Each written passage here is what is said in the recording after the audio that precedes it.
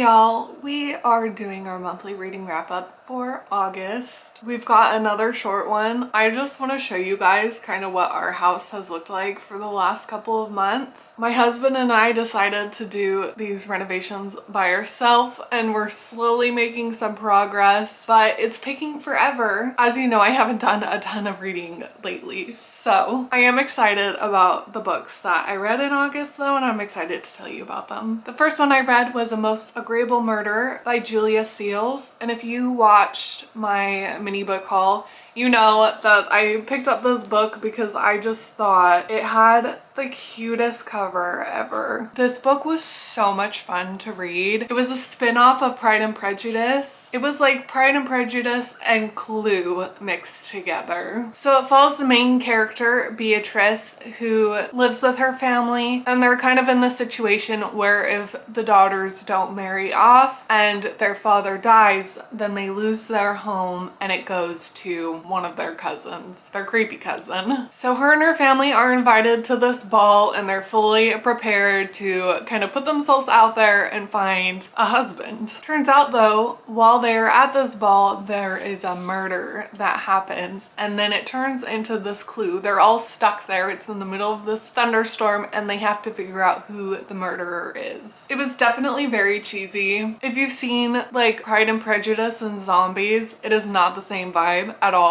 but it's the same as in like, it's a fun change to a story that like everybody knows. 10 out of 10 would recommend this book. But despite growing up with these values, despite these rules having been ingrained in her mind since childhood, Beatrice still harbored a dark secret. She was obsessed with murder. The next book I read was Breaking Dawn by Stephanie Meyer. You can watch my whole book versus movie reading vlog on whatever site it pops up. Just click on it. I actually had so much fun with this one because this is the only book out of the Twilight series that I have not read. So it was on a reread. It was my first time reading it compared to the other books in the Twilight saga, but I had so much fun reading that one. If you haven't read them all the way through, I highly suggest it. I was amazing now to them and to myself. It was like I had been born to be a vampire. The idea made me want to laugh, but it also made me want to sing. I had found my true place in the world, the place I fit, the place I shined. And the last book I read for August, I told you guys this is a short one, was The Midnight Library by Matt Haig.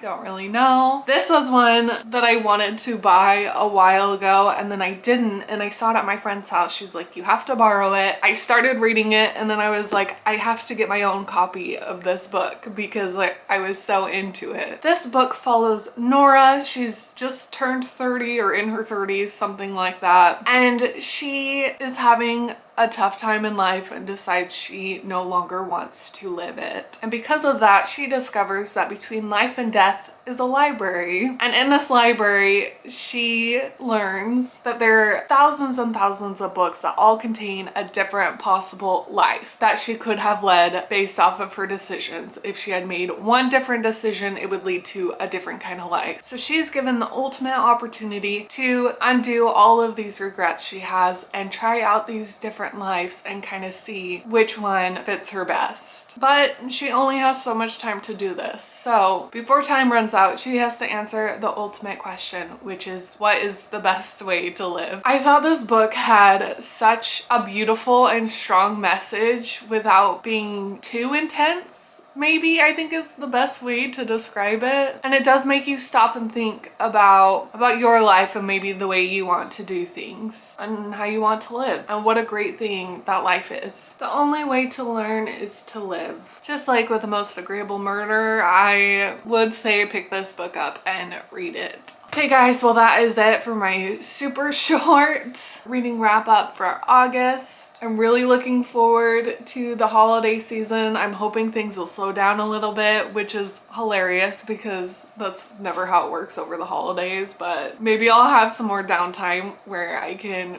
read a little more and find some fun new books for you guys. So as always, you can see what I'm currently reading on Instagram and if there are any changes to my upload schedule. I hope you enjoyed this video and I will see you next Wednesday.